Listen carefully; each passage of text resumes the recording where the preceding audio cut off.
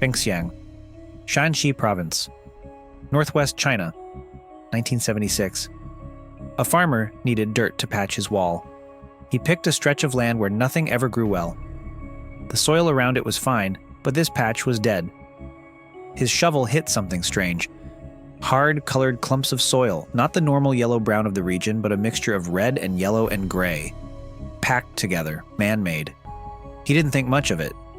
But a few days later, he mentioned it to a neighbor. The story traveled, an archaeologist heard it and drove out to look.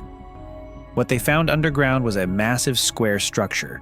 The initial survey revealed something the size of 2 basketball courts, and it extended further east and west. A shape like a giant zang, the Chinese character for middle. 24 meters down, 8 stories deep. This was not a construction site. This was a tomb. Welcome to Mosaic Antiquity. The excavation started in 1976 and would not finish for 10 years. What they found set 5 national records for Chinese archaeology, but every record only deepened the mystery. It was the largest of its time, with the most human sacrifices since the Western Zhou, and questions that still have no answers. The tomb is 300 meters long as 3 football fields laid end to end. In terms of area, that's 5,334 square meters. Tutankhamun's tomb, the most famous in the world, is about 110 square meters. You could fit 48 Tutankhamun tombs inside this one. The archaeologists felt the weight of what they were opening. This was the largest pre-Qin tomb ever excavated in China. Before the first emperor, before the Terracotta warriors, before the Great Wall was even a thought. They were excavating a time when China was still a collection of warring states. And one of them, Qin, was already building like an empire. But as they dug deeper, the excitement turned to dread. The ground was full of holes. Circular holes, oval holes, dozens of them, then hundreds. 247 robber tunnels in total, cut through 24 meters of packed earth, straight into the burial chamber. The archaeologists weren't the first to find this tomb. A relay of thieves generation after generation, from the Han Dynasty all the way to the Ming and Qing. Tian Yaqi, the deputy director of the excavation, remembered, "When we reached the 3-tier platform, we carefully cleared every single robber tunnel. The total was 247. They expanded like rats down there, endlessly searching. They were looking for bronze, the most valuable thing you could put in an ancient Chinese tomb. And they found it. By the time the archaeologists opened the chambers, almost every bronze object was gone. Taken away, melted down, sold, lost forever." Tian Yaqi's best hope had been to find bronze inscriptions writing on the vessels that would name the tomb's owner. That hope was gone. But the looters were careless. They left something behind. Not on purpose, they just threw it away. Scattered on the floor of the tomb chamber and on top of the main coffin. Pieces of stone broken and discarded. Chime stones, qing, a musical instrument from ancient China. Valuable, yes, but bronze was more valuable, so the thieves took the metal and left the stone. And on those stone fragments, the archaeologists found writing. 180 characters carved in Zhou script, among the earliest Chinese writing ever found on stone, similar to the famous stone drum inscriptions. The text described a royal banquet, a celebration. The host was named by his ancestors, heir of Duke Gong and Duke Huan. And so the answer came.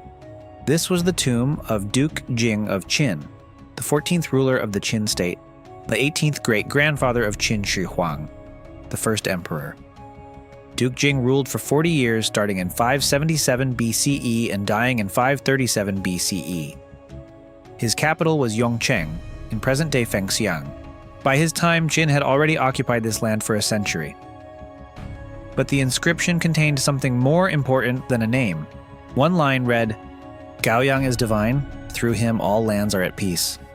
Gaoyang was another name for Zhuangchu, one of the 5 emperors, mythical sage kings from the dawn of Chinese civilization.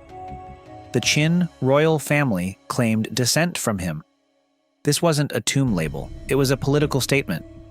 400 years before Qin Shi Huang declared himself the son of heaven, his ancestor was already invoking divine ancestry to justify rule. The ambition of Qin did not start with the first emperor. It started here, but Duke Jing did not go alone.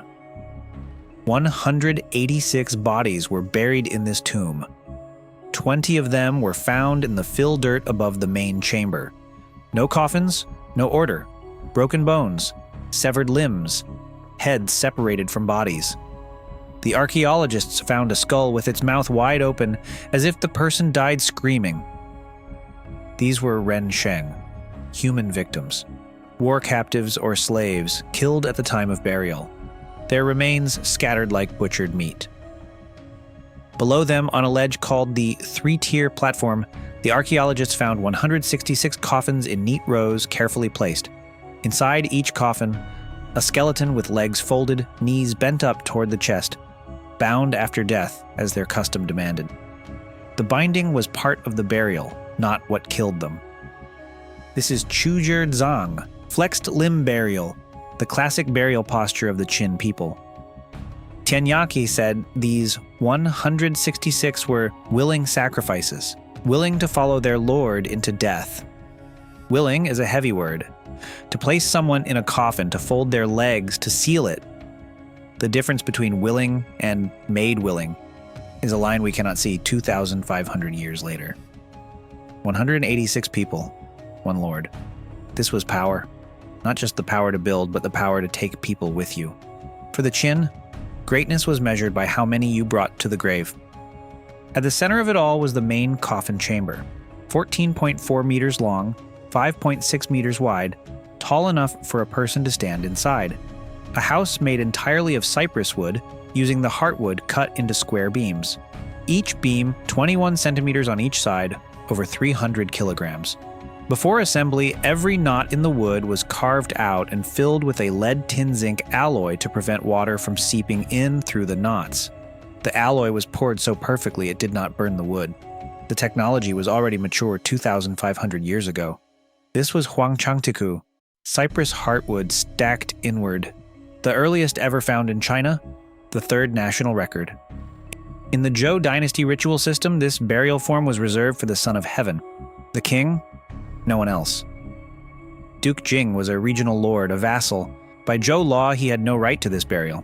But he used it anyway. This is not a mistake, this is a message. 166 bodies say, I have power. A royal coffin system says, I have the right. The Qin state was already looking beyond its borders. 4 centuries before the first emperor unified China, the blueprint was already in the ground. The tomb was looted for 2,000 years. The bronze was taken. But what the looters left behind was more valuable. The Qing stones told us who owned the tomb. The human remains told us what kind of world he lived in. The coffin structure told us what he believed he deserved. 1 tomb, 3 stories. A mirror held up to a civilization that was still becoming. And here's the thing.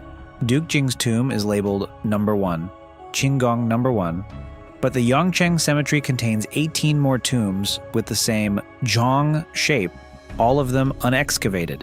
In total, the cemetery holds 43 tombs.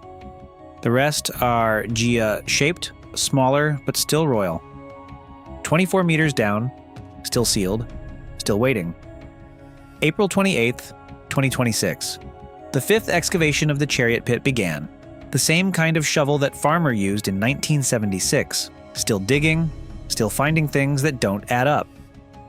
2,500 years ago, a man was buried here, surrounded by 186 people who followed him into the dark. Today, the dark is being opened again. Next time, one of the best preserved bodies in the ancient world. Soft skin, type A blood. 2,100 years. How? Subscribe to Mosaic Antiquity, and we'll see you there.